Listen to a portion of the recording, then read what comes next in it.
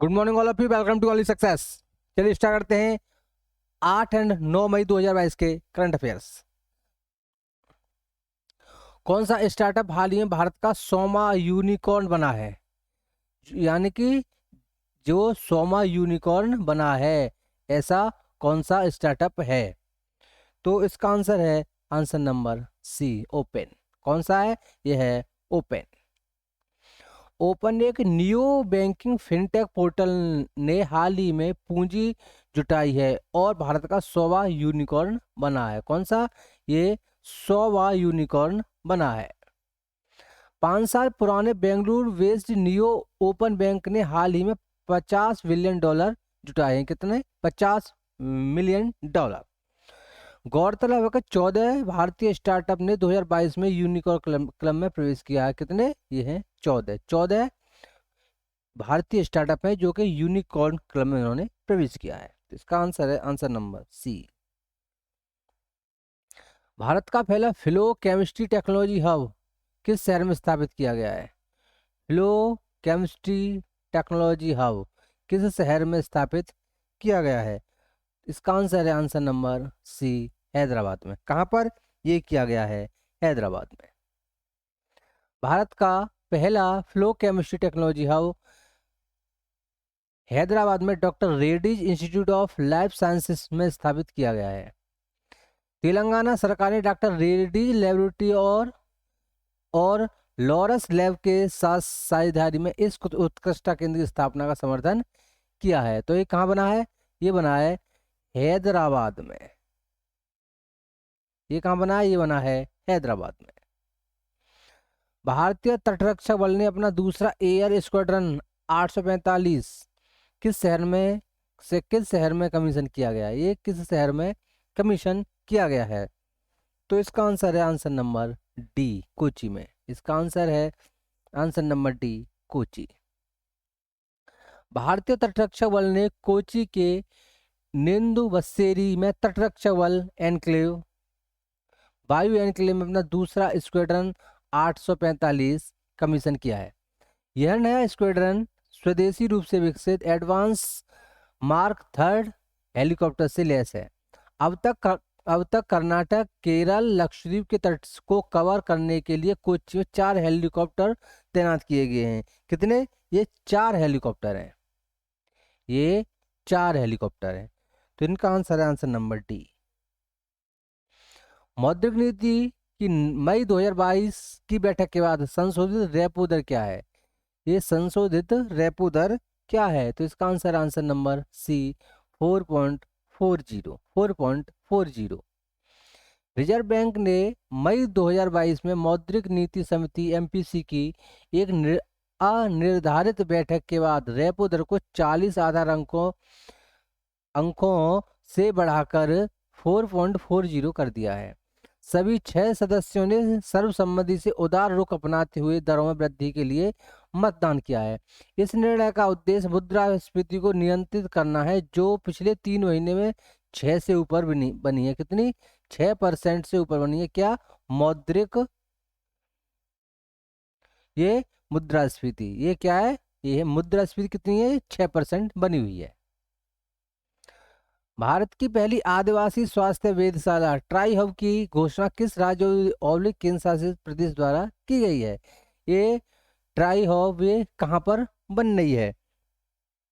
तो इसका answer answer number B. इसका answer answer number B, Orissa. कहाँ बन रही है? ये बन रही है उड़ीसा में। उड़ीसा राज्य एससी और एसटी विभाग ने आदिवासी स्वास्थ्य देखभाल स्थापित करने के लिए क्षेत्रीय चिकित्सा अनुसंधान केंद्र RMRC भुवनेश्वर के साथ एक समझौता ज्ञापन पर हस्ताक्षर किए हैं। ट्राई हब उड़ीसा की जनजातीय आबादी के स्वास्थ्य पर एक भंडार रेपोजिटरी स्थापित करेगा। ये क्या है? ये क्या है? ये जनजातीय आबादी के स्वास्थ्य पर, जनजातीय आबादी के जो हेल्थ का जो भी मैटर होगा उसको ये स्थापित करेगा। तो इसका आंसर आंसर नंबर बी। हाल ही में खबरों में रही सिंधिया रोजेसवैन किस प्रतिष्ठित पुरस्कार की प्राप्त करता है? इन्हों को कौन सा पुरस्कार मिला है? तो इसका आंसर है answer number B, world food price. कौन सा? World food price. नासा के Goddard Institute for Space Study की एक वरिष्ठ शोध वैज्ञानिक सिंधिया रोजेसबर्ग को वर्ल्ड फूड प्राइज फाउंडेशन से 2022 का विश्व खाद्य पुरस्कार मिला है। विश्व खाद्य पुरस्कार एक प्रतिष्ठित पुरस्कार है जिसे खाद्य और कृषि के लिए नोबेल पुरस्कार के रूप में माना जाता है। कितना? नोबेल पुरस्कार के रूप में। रोजेसबर्ग को उनके शोध के लिए जलवायु और खाद्य प्रणालियों के बीच संबंधों को समझने और भविष्य में कैसे बदलेंगे इनके लिए इनको दिया गया है। इसका पूर्वानुमान लगाने के लिए पुरस्कार के लिए इनको चुना गया है। किसके लिए? किसका पूर्वानुमान लगाएंगे? खाद्य प्रणालियों के बीच संबंधों को सुधारने के लिए और इन पे जलवायु से संबंधित इन पे क्या क्या असर पड़ेंगे उससे समझने के लिए। किस भारतीय राज्य और केंद्र शासित प्रदेश ने हाल ही में 2030 तक 15,000 स्टार्टअप का समर्थन करने के लिए स्टार्टअप नीति पारित की है? ये स्टार्टअप नीति पारित की है। तो इसका आंसर है आंसर नंबर ए, दिल्ली। इसका आंसर है आंसर नंबर ए, दिल्ली। दिल्ली कैबिनेट ने एक महत्वाकांक्षी दिल्ली स्टार्टअप नीति, दिल्ली स्टार्टअप पॉलिसी पारित की है जिसका उद्देश्य क्या है जिसका राजधानी को अंतर्राष्ट्रीय स्टार्टअप हब बदलना है। कितना? अंतर्राष्ट्रीय हब में इसको बदलना है। दिल्ली सरकार का इरादा 2030 तक 15,000 स्टार्टअप को प्रोत्साहित करना, सुविधा देना और समर्थन करना है। 15,000 स्टार्टअप को सुविधा और देना, समर्थन देना है। इस नीति की निगरानी के लिए एक स्टार्टअप नीति निगरानी समिति का गठन किया जाए। इसकी अध्यक्षता दिल्ली सरकार के वित्त मंत्री करेंगे। कौन से? दिल्ली सरकार के वित्त मंत्री करेंगे, जो कि कौन है? Manish Sisodia. As you drive कार्यक्रम शुरू करने वाली पहली बीमा कंपनी कौन सी है? ये पहली बीमा कंपनी कौन सी है? तो इसका आंसर है आंसर नंबर बनेगा B, HDFC Ergo general insurance. इसका आंसर है answer number B, HDFC Ergo general insurance. राष्ट्रीय परिवार स्वास्थ्य सर्वेक्षण NFSH 5 के अनुसार भारत में नई कुल प्रजनन दर क्या है? नई कुल प्रजनन दर क्या है? तो इसका आंसर है आंसर नंबर ए, 2.0। इसका आंसर है आंसर नंबर ए, 2.0। केंद्रीय स्वास्थ्य मंत्री मनसुख मांडविया ने बड़ोदरा में आयोजित स्वास्थ्य चिंतन शिविर में राष्ट्रीय परिवार स्वास्थ्य सर्वेक्षण के 5वें दौर की राष्ट्रीय रिपोर्ट जारी की। कुल प्रजनन, टोटल फर्टिलिटी रेट, जिसे प्रति महिला बच्चों की औसत संख्या के रूप में मापा जाता है। राष्ट्रीय स्तर NFSH 4 और 5 के बीच 2.2 से घटकर 2.0 होगा। 2.2 से घटकर 2.0 हो गई है। किस राज्य ने चावल की सीधी बुआई, डायरेक्ट सीडिंग ऑफ राइस का विकल्प चुनने के लिए किसानों के लिए प्रोत्साहन की घोषणा की है? किसानों के लिए प्रोत्साहन की घोषणा की है। तो इसका आंसर है आंसर नंबर ए, पंजाब। इसका आंसर है आंसर नंबर ए, पंजाब। पंजाब सरकार ने हाल ही में चावल की सीधी बुआई, डायरेक्ट सीडिंग ऑफ राइस का विकल्प चुनने के लिए किसानों के लिए प्रति एकड़ 15,000 रुपये प्रोत्साहन दिया जाएगा। कितना? ये 15,000 रुपये प्रोत्साहन दिया जाएगा। पिछले साल राज्य में कुल चावल का 18% DSR यानी कि डायरेक्ट सीडिंग ऑफ राइस के अधीन था, जबकि सरकार का लक्ष्य 10 लाख हेक्टेयर था। पंजाब कृषि विश्वविद्यालय के अध्ययन के अनुसार DSR तकनीकी 15 से 20% और कभी कभी 23% तक पानी बचाने में मदद करती है।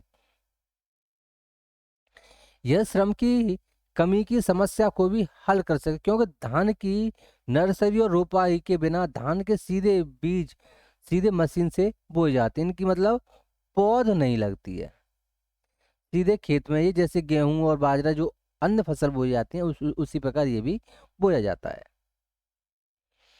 हाल ही में भारतीय रिजर्व बैंक बोर्ड द्वारा मौद्रिक नीति समिति के पदेन सदस्य के रूप में किसे नियुक्त किया गया है? ये पदेन सदस्य कौन नियुक्त हुए हैं? तो इसका आंसर है answer number A, Rajiv Ranjan. इसका आंसर है answer number A, Rajiv Ranjan. Jammu Kashmir के चुनावी नक्शे को फिर से तैयार करने वाले परिसीमन आयोग के प्रमुख कौन हैं? जम्मू कश्मीर के चुनावी नक्शे को फिर से तैयार करने वाले परिसीमन जो आयोग है उसके प्रमुख कौन है? तो इसका आंसर बनेगा आंसर नंबर बी, न्यायमूर्ति रंजन प्रकाश देसाई। इसका आंसर है आंसर नंबर बी। परिसीमन आयोग जिसने जम्मू और कश्मीर के चुनावी नक्शे को फिर से तैयार किया है का नेतृत्व कौन करेगा? न्यायमूर्ति रंजन प्रकाश देसाई कर रहे हैं। मुख्य चुनाव आयुक्त सुशील चंद्रा और अन्य चुनाव आयुक्त के शर्मा इसके प्रधान पदेन सदस्य हैं। कौन से? मुख्य चुनाव आयुक्त सुशील चंद्रा और चुनाव आयुक्त के शर्मा इसके सदस्य हैं। परिसीमन आयोग ने अपनी अंतिम रिपोर्ट जारी की है जिसमें कश्मीर के लिए 47, जम्मू कश्मीर के लिए 43 सीटें आवंटित की, जिसमें 5 संसदीय क्षेत्र होंगे जिनमें से प्रत्येक में 18 विधानसभा सीटों की संख्या समान संख्या होगी, यानी जिसमें 18 विधानसभा होंगी और 5 संसदीय क्षेत्र होंगे। विश्व खाद्य पुरस्कार 2022 संबंधित निम्न के कथनों पर विचार कीजिए। 5 मई 2022 को यह पुरस्कार नासा की सीनियर रिसर्च डॉक्टर सिंधिया रोजेंसवेग को प्रदान की गई। इस पुरस्कार की शुरुआत 1986 में हुई थी। भारत पहला विश्व खाद्य पुरस्कार वर्ष 1987 में भारत में हरित क्रांति के जनक MS स्वामीनाथन को प्रदान किया गया था। इनमें से कौन सा करेक्ट है? तो इसका आंसर बनना है आंसर नंबर डी, उपर्युक्त सभी, यानी कि ये तीनों ही करेक्ट आंसर हैं। हालिया विश्व हाथ स्वच्छता दिवस कब मनाया गया? ये कब मनाया गया? तो इसका आंसर आंसर नंबर डी, 5 मई को। कब मनाया गया है? ये मनाया गया है 5 मई को। दूसरे भारत नॉर्डिक शिखर सम्मेलन संबंधित कथनों पर विचार करिए। 4 मई 2022 को दूसरा भारत नॉर्डिक शिखर सम्मेलन कोपेनहेगन डेनमार्क में आयोजित किया गया। नॉर्डिक देशों में डेनमार्क, स्वीडन, फिनलैंड और नॉर्वे, आइसलैंड शामिल हैं। इसका पहला सम्मेलन वर्ष 2018 में स्टॉकहोम में हुआ था। इनमें से कौन सा सही है? तो इसका आंसर बनना है आंसर नंबर डी। इसका आंसर बनना है आंसर नंबर डी, यानी कि उपरोक्त सभी, यानी कि इसके तीनों ही ऑप्शन करेक्ट हैं।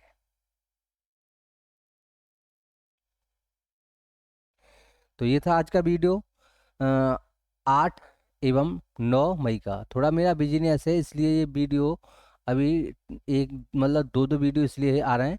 मैं 2 से 4 दिन बाद मैं फ्री हो जाऊंगा, फिर वो डेली जैसे पहले रूटीन चलता था वैसे ही रूटीन चलेगा, ठीक है।